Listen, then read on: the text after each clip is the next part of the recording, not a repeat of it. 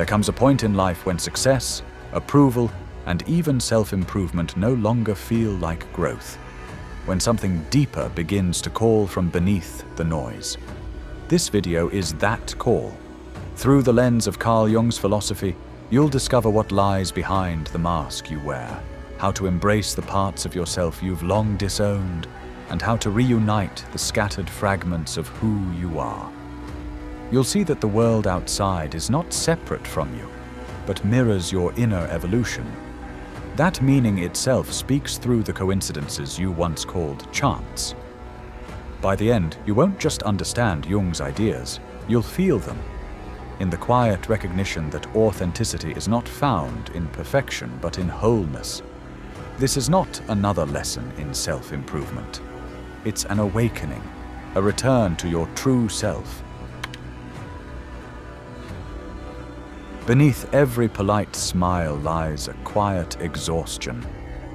You've worn so many faces that sometimes you forget which one is yours.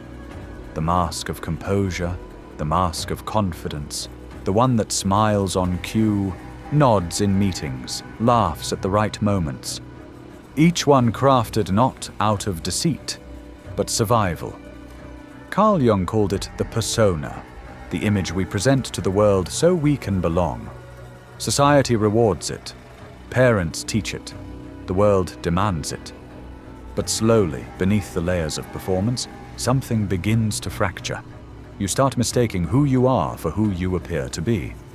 And when that happens, a strange kind of loneliness takes root, the kind that no amount of applause can cure. Jung said, "The persona was never meant to be destroyed, but only recognized. It is a bridge between the inner world and the outer one. But for many, it becomes a prison. You begin to live for appearances, not truth. You act strong when you're falling apart. You call it discipline when it's really fear. You perform authenticity because even vulnerability has become a performance. You tell yourself this is maturity, that being adaptable is survival. But deep down you know it. What you call balance is often self-erasure. This is the quiet tragedy of modern life. Social media has turned the persona into a religion, a digital altar where we sacrifice our sincerity for approval. We curate ourselves into fragments that gain attention but lose soul. Jung warned that the persona grows dangerous the moment we identify with it, the moment we believe the image is the self. Because then, every criticism feels like death. Every rejection feels like annihilation. And so we maintain the illusion at all costs, terrified of being seen without our armor. But what if that armor is what's suffocating you? What if beneath the polished identity lies the abyss Jung spoke of? Not emptiness, but the vast, untamed unconscious that contains everything you've hidden to survive. To face it feels like falling apart, but that fall is sacred. Because the abyss is not your enemy. It's the beginning of your authenticity.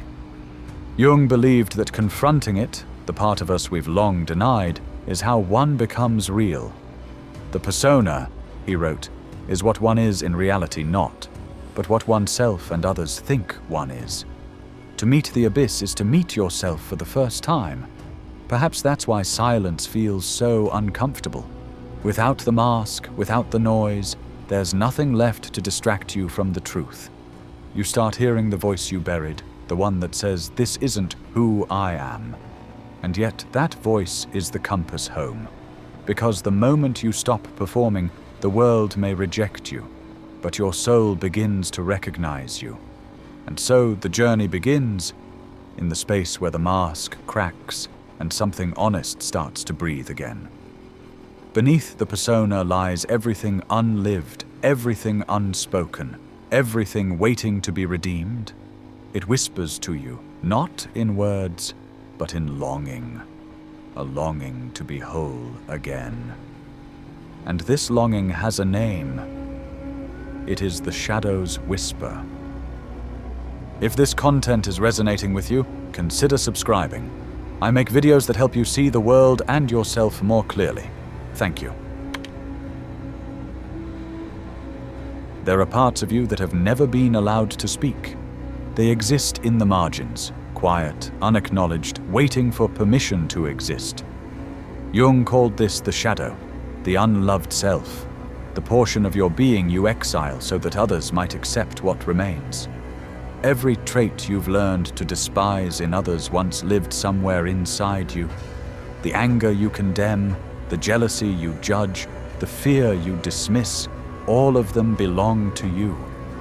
The world teaches you to hide them because they make you human, and being human is too raw for polite society. So you bury them under ideals, composure, kindness, reason. You call it growth, but it's really suppression wearing the mask of virtue. Yet what you suppress does not die. It descends. The shadow becomes the silent architect of your life. It shapes your choices, your reactions, your relationships.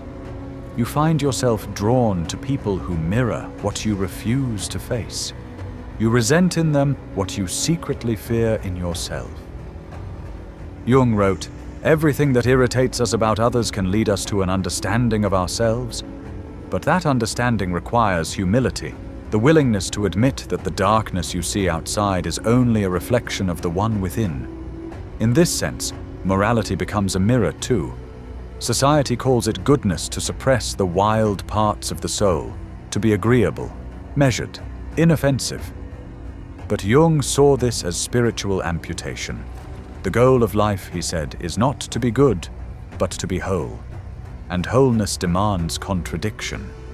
To integrate the shadow is to allow yourself to be complex, capable of anger, yet not consumed by it, capable of desire, yet not enslaved to it. The danger lies not in darkness itself, but in denying its existence.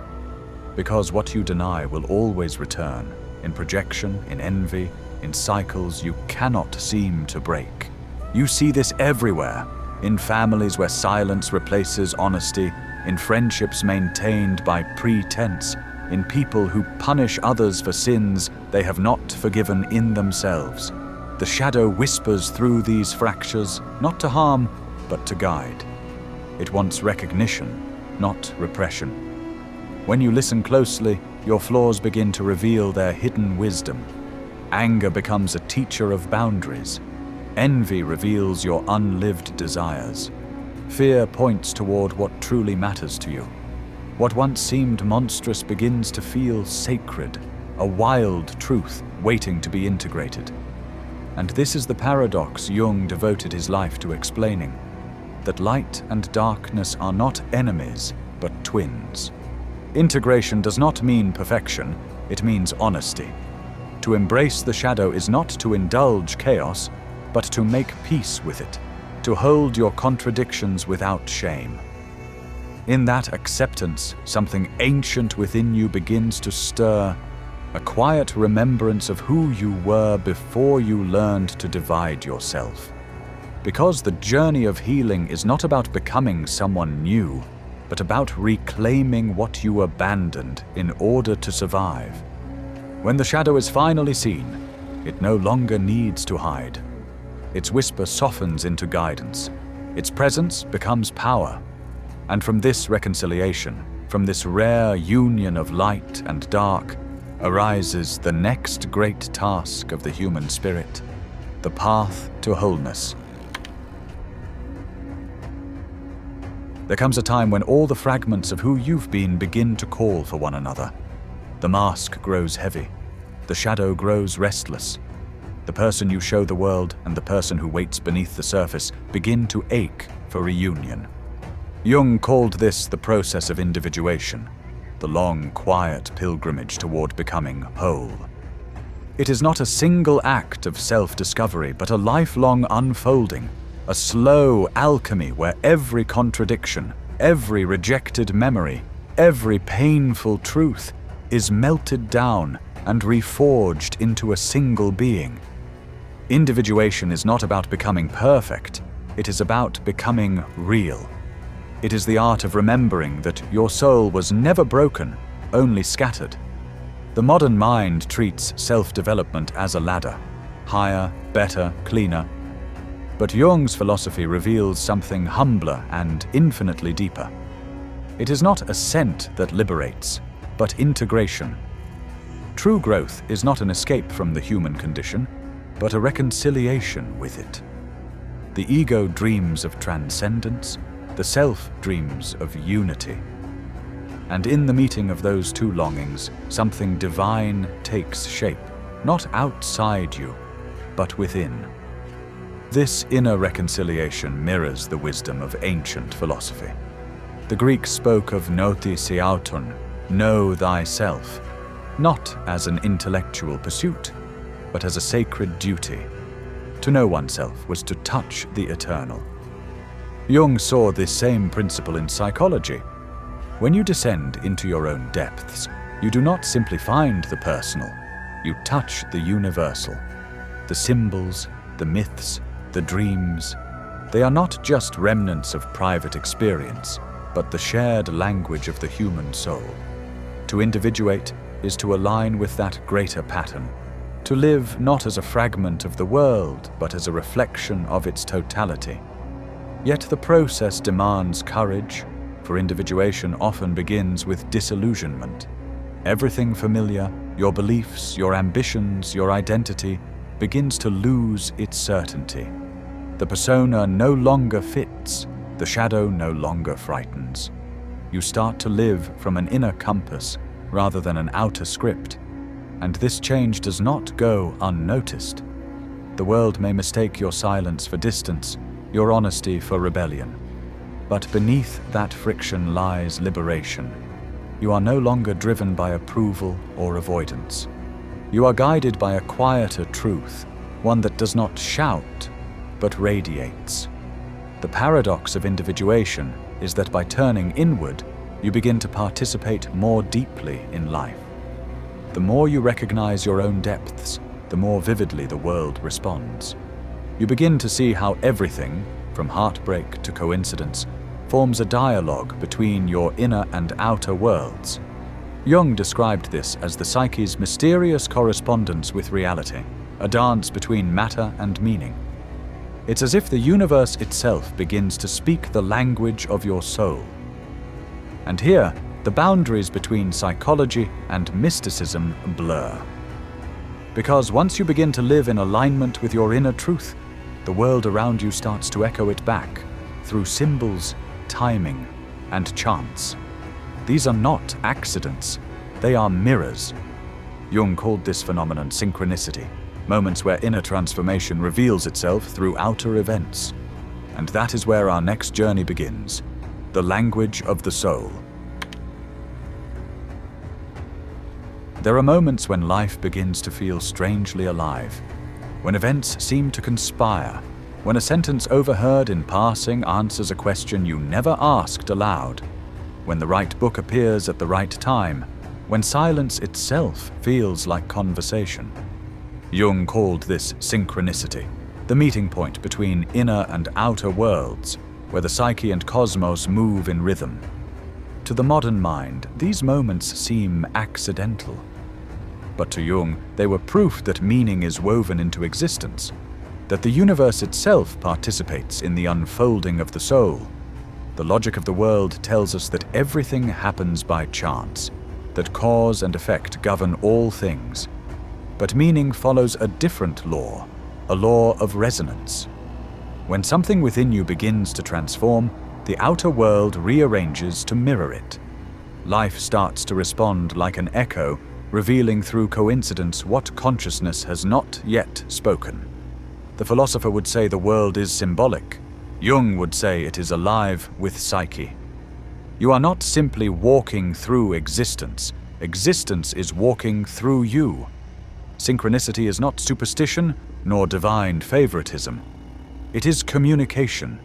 It is the soul speaking through pattern. Dreams, symbols, encounters, each a fragment of the same dialogue, each a gesture from the unseen toward the seen. The rational mind resists this, fearing mystery, preferring control.